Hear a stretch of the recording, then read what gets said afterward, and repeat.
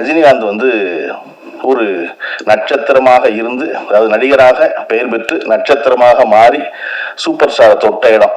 தொட்டுக்கிட்டு இருக்கும் பொழுது பஞ்சர்நாசலம் அவர்கள் வந்து ஒரு கதை சொல்றாரு. பஞ்சர்னஸ் கதை சொன்னதும் அப்பெல்லாம் என்னன்னா ரெகுலரா ரைட்டு நம்ம வேலை நம்பிக்கை உள்ள ஒருத்தர் கதை சொல்றாரு. அந்த கம்பெனி படம் பண்ற முடிவு பண்ணியாச்சு. ஒரு வரி கதை கேட்டுக்க போறோம் போய் பாங்குரோட சாயந்தரம், அவ்வளவுதாங்க இருந்த காலகட்டம் நடிகர்கள். அப்படி இருந்த பொழுது சரி நடிக்கிறேன்னு சொல்லியாச்சு ரஜினிகாந்த். படம் ஆரம்பிச்சாச்சு. படம் ஆரம்பிச்சு ஒரு 5-6 நாள் படப்பிடிப்பு முடிஞ்சோன்னு ரஜினிகாந்துக்கு தெரியுது, ஆகா நம்மளை வச்சு செய்யறாங்க, இது வேலைக்கு ஆகாது இந்த படம் அப்படின்ட்டு. ஆனா யார்கிட்ட சொல்றது? பஞ்சன் தான் நடிக்க சொல்லியிருக்காரு. அவருடைய தயாரிப்பு பஞ்சனை கூப்பிட்டு, இது வந்து ஒன்றும் தேர்ற மாதிரி தெரியல, இது எனக்கான படமா இல்லை அப்படின்னு.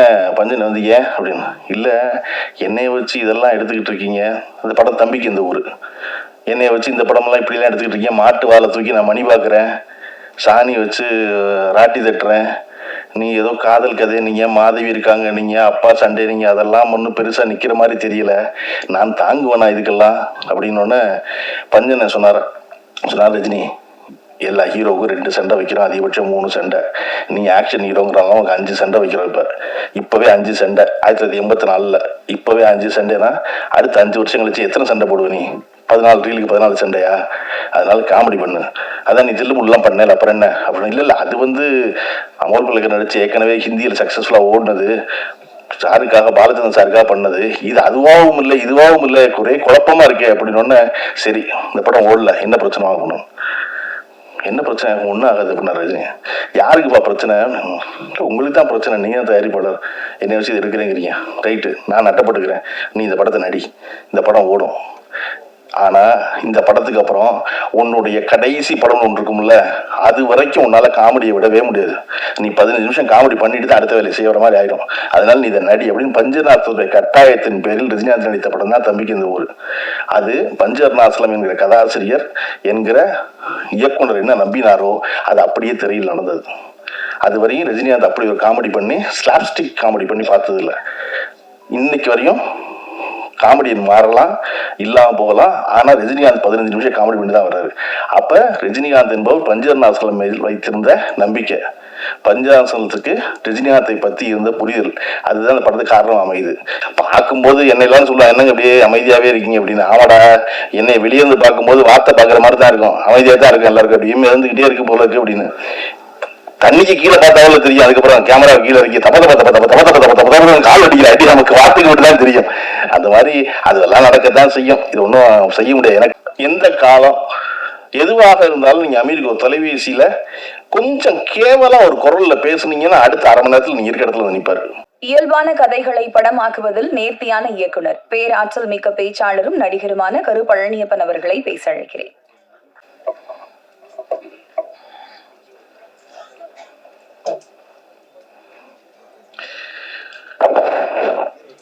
ஊடகத்துறை நண்பர்களுக்கு வணக்கம். 10ஆம் தேதி உயிர் தமிழுக்கு படம் ரிலீஸ் ஆகி, அந்த படம் வெற்றி பெற்று, அதன் பிறகு பல படம் பண்ணி, அதன் பிறகு பல இடத்துல விருது வாங்கி, அதன் பிறகு பல ஹீரோக்களுக்கு கதை சொல்லி, அதன் பிறகு சாய் விசித்ரால போய் பேச வேண்டிய பேச்சை இன்னைக்கே பேசின ஆதம் பாபாவுக்கு முதல்ல வணக்கம். இந்த அவர் சொன்ன அளவுக்கான அளவான படத்துல கந்தெல்லாம் படம் பார்த்துருக்கேன். இந்த படம் என்ன அளவுல இருக்குன்னு புரியணும்ல. ஏன்னா அமீரை வந்து ஒரு சீரியஸான ஒரு ஃபில்ம் மேக்கரா நமக்கு ஒன்று தெரியும். இப்போ நம்ம ஒரு பாட்டு பார்க்குறோம் உயிர் தமிழுக்குன்னு, இது அமீருக்கான அளவு சட்டையான்னு தெரியலையே அப்படின்னு ஒன்று தோணும்ல. இந்த படத்தை எந்த அளவில் வைக்கிறது அப்படின்னு. இந்த படத்துடைய அளவு என்ன அப்படின்னா, ஆதம் பாபாவுடைய பேச்சை நீங்க வந்து சிரிக்க சிரிக்க கேட்டீங்க இல்லையா, அதுதான் இந்த படத்துடைய அளவு. அவர் தான் அந்த படத்துடைய இருக்கணும். இந்த படம் எப்படி இருக்கும்னா அவருடைய பேச்சு போல இருக்கும். என்ன தோணுதோ அது அப்படியே சொல்வதாக.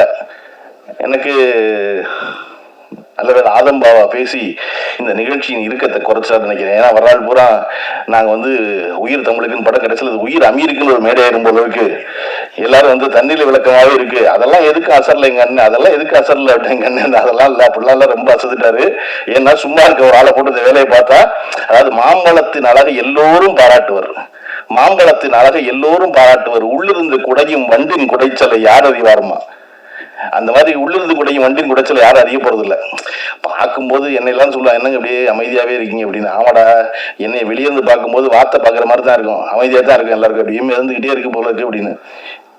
தண்ணிக்கு கீழே பார்த்தாவில் தெரியும், அதுக்கப்புறம் கேமரா கீழே இறக்கி தப்ப தப்ப தப்ப தப்ப தப்ப தப்ப தப்ப தப்ப கால் அடிக்கிற அடி நமக்கு வார்த்தைக்கு மட்டும் தான் தெரியும்.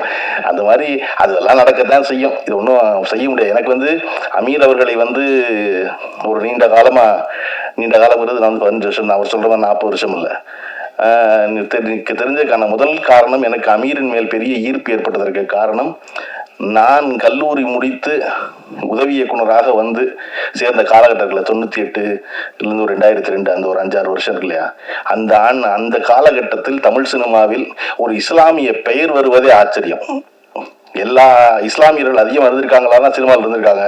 ஆனா அதில் கிட்டத்தட்ட 95 விழுக்காடு பேர் ஏதோ ஒரு பொது பேர்ல இருக்கும் நினைச்சுக்கிட்டு இஸ்லாம் அல்லாத பேர்ல வந்திருக்காங்க. நான் முதல்ல அமீர் பேர் தான் ரொம்ப நாள் கழிச்சு எம்ஏ காஜாவுக்கு அப்புறம் அமீர்னு நேரடியா பாக்குறேன். எனக்கு அது ரொம்ப பிடிச்சிருந்துச்சு. ஒருத்தர் தன் அடையாளத்தை மறைக்காமல் அந்த பேர், எனக்கு வச்ச பேர் அமீர் சுல்தான் தான், நான் அந்த பேரோட தான் வருவேன் அப்படின்னு. ஏன்னா எனக்கு நான் படுக்கும் போது எல்லாரும் சொன்னாங்க, கருப்புள்ளியம்மன்கிற பேர் கொஞ்சம் பழைய பேரா தெரியுது, வயசான ஆளா தெரியுது அப்படின்னாங்க. நான் சொன்னேன், இதை விட பழைய பேர் மணிரத்னம். மணி ரொம்ப பழசு, ரத்னம் அதை விட பழசு. எடுத்த படம் தான் பேரை முடிவு பண்ண போகுது. நான் நல்ல படம் எடுத்தா என் பேர் நல்ல பேர் ஆகும், நல்ல படம் எடுக்கலைன்னா என் பேர் நல்ல பேர் இருக்காது. அதனால பேர் மாத்திர வேலை வச்சுக்காதீங்க.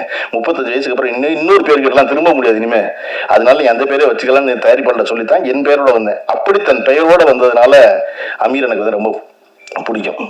இன்னொன்று எனக்கு ரொம்ப அமீர்கிட்ட பிடிச்சது, எந்த நேரம் எந்த காலம் எதுவாக இருந்தாலும் நீங்க அமீருக்கு ஒரு தொலைபேசியில கொஞ்சம் கேவலம் ஒரு குரல்ல பேசுனீங்கன்னா அடுத்த அரை மணி நேரத்தில் நீங்க இருக்க இடத்துல நிற்பாரு. என்ன ஒரு தேவையில்லை பேசுறான், அவன் என்னன்னு தெரியல, சொல்லல அத. ஆனா அவன் எதையோ ஒண்ணு வேண்டான், ஏதோ ஒண்ணு விரும்புறான், நம்ம பக்கத்துல போயிருந்தா நல்லா இருக்கும் அப்படின்னு நினைச்சு வருவது இருக்கு இல்லையா, அது நான் அவர்கிட்ட கத்துக்கிட்ட குணம். நான் இன்னைக்கும் ராத்திரி 12 மணிக்கோ 2 மணிக்கு யாரோ ஒருத்தர் போன் பண்ணி குரல் லேசா உடஞ்சிச்சுன்னா பரவாயில்ல, எந்திரிச்சு உடனே அவரை பார்க்க போயிடுறேன். ஏன்னா மனித மனம் மிக மிக எளிமையானது, அதே சமயம் அந்த மனம் அவ்வளவு சிக்கலானதும் கூட. அப்ப அந்த சிக்கலான மனம் எப்ப எளிமையானதாக மாறுகிறது எனில், இந்த சிக்கலுக்கு நான் உன்னோடு நிற்கிறேன் என்று இன்னொருவன் நிற்கும் பொழுது அந்த சிக்கலான மனம் எளிமையானதே ஆகிவிடுகிறது. அப்படி மாபெரும் சிக்கல்களை மிக எளிமையாக்குவதற்கான வழியை நான் அமீரிடம் கற்றுக்கொண்டேன். அதை நான் செய்யறேன். எனக்கு அதை விட்டு ரொம்ப பிடிச்சிருந்த ஒரு விஷயம். நான் இந்த மேடையில் ஜன்னாதன் இருந்துதான் ரொம்ப நிறைவடைஞ்சிருக்குன்னு நினைக்கிறேன். எஸ்பி ஜன்னாதன். காரணம் நானும் அமீரும் ஜன்னாதனும் எந்த நோக்கமும் இல்லாம பயணப்பட்டவங்க, எந்த தேவையும் இல்லாம.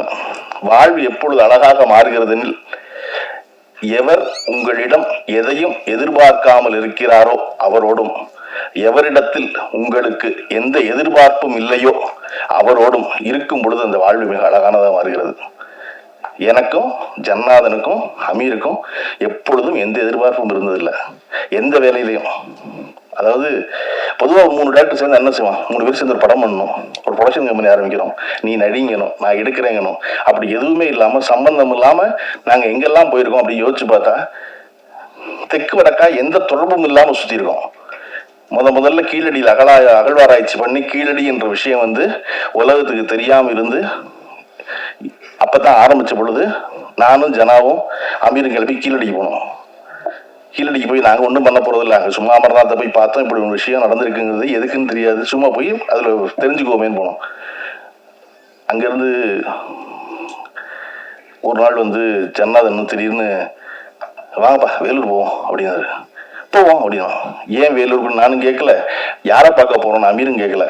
அடுத்த நாள் காலையில் ஜனா வண்டி எடுத்துட்டு வந்தார். வண்டி எடுத்துட்டு வந்ததுக்கு அப்புறம் தான் தெரியும், எல்லாமே சேர்ந்து அற்புதமா ஃபோன் பண்ணாங்க, அதனால பேரறிவாளனை பார்க்க போறோம் அப்படின்னு. வேலூர் சிறைச்சாலையில் போய் பேரறிவாளோட ஒரு 3 மணி நேரம் பேசிக்கிறதுக்கு நாள் இருக்குல்ல, எனக்கு இன்னைக்கு நல்லா பசிவான் ஞாபகம் இருக்கு. பேரறிவாளன் எதிர்பார்க்கல நாங்கள் வரணும்னு.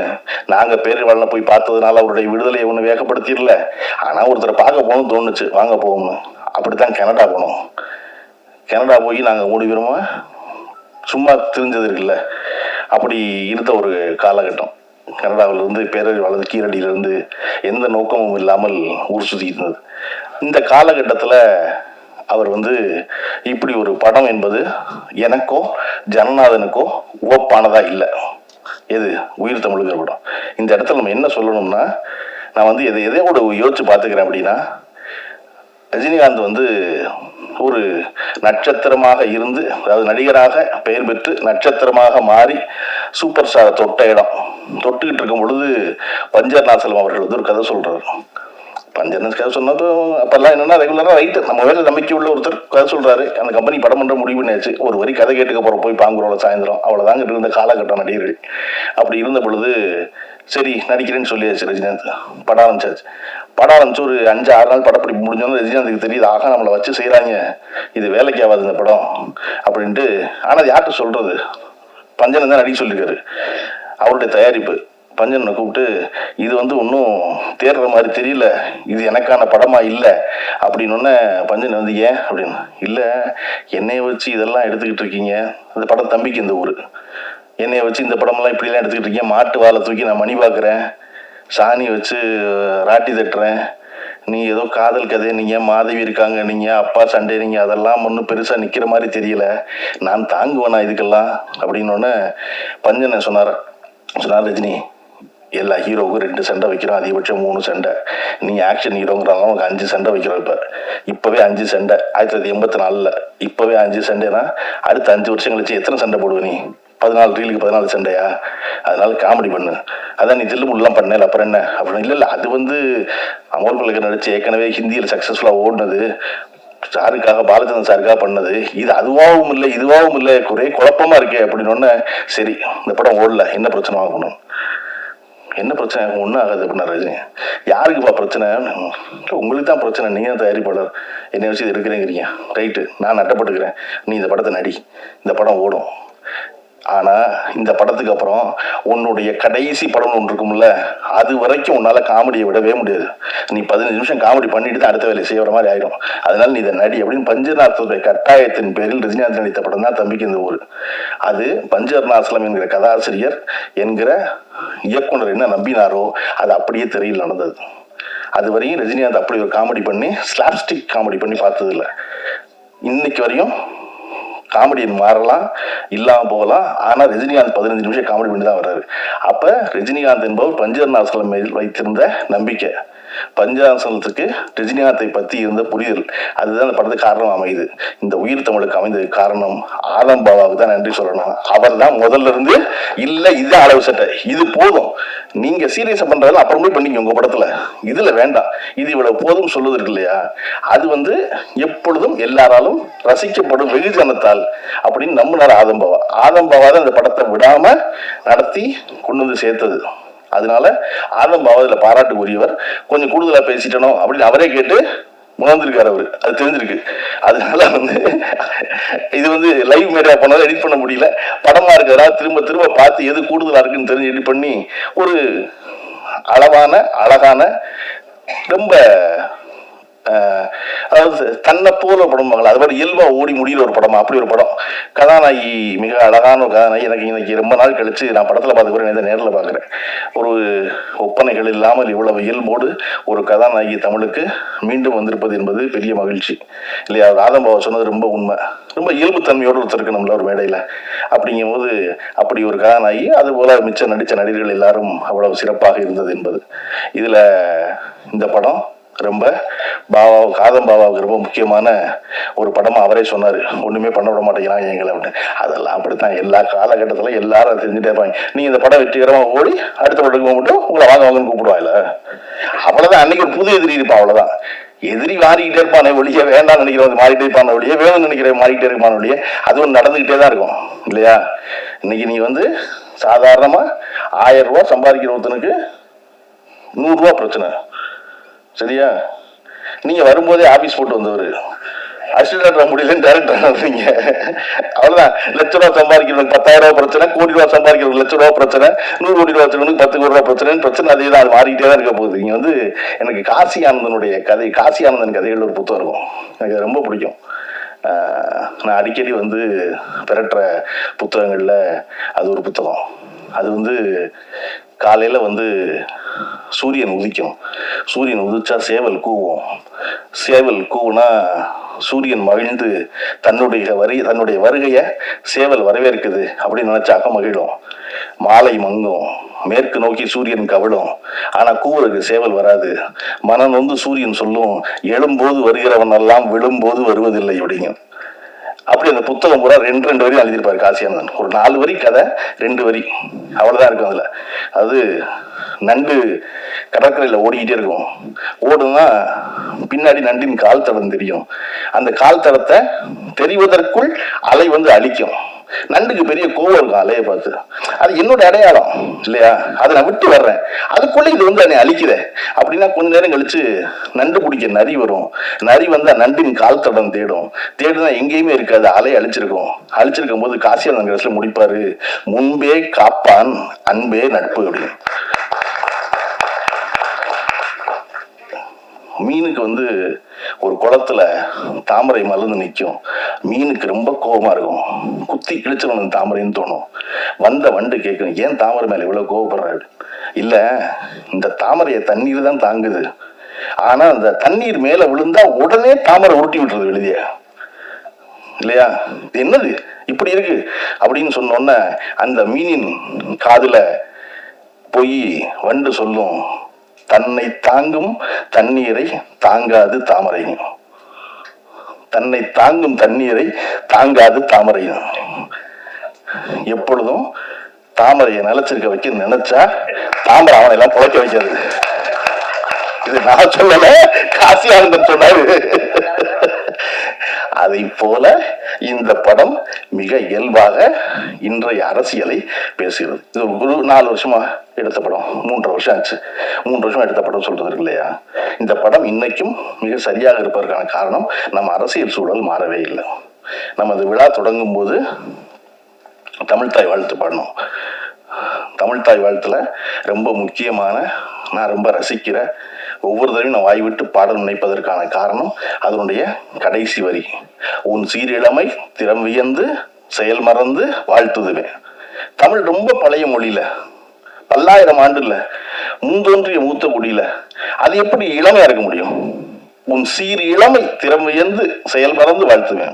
தமிழ் கிளவியா இருக்கணும், பல்லு போயிருக்கணும், தோல் சுருங்கிருக்கணும். ஆனா அது இப்படி இளமையா இருக்கு அப்படின்னா நமக்கு வந்து 2000 வருஷத்துக்கு முன்னாடி ஒரு அடையாளம் எடுத்துக்கிட்டோம்னா திருக்குறளை ஒரு எல்லாரும் தெரிஞ்ச திருக்குறள் பேசணும்னா, முயற்சி திருவினை ஆக்கும், முயற்சின்மை இன்மை புகுத்தி விடும்.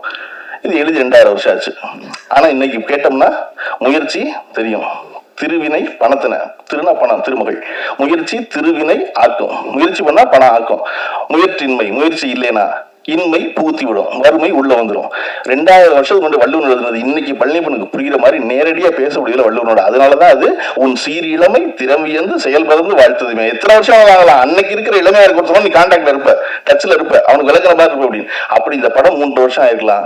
ஆனா இந்த உயிர் தமிழுக்குங்கிற படம் இன்றைய அரசியலோட நேரடி கான்டாக்ட்ல உள்ள படம். அதனால ஆதம் பாபா நினைச்ச அவருடைய பெரு வெற்றியை இந்த படம் கொடுத்துடட்டும்.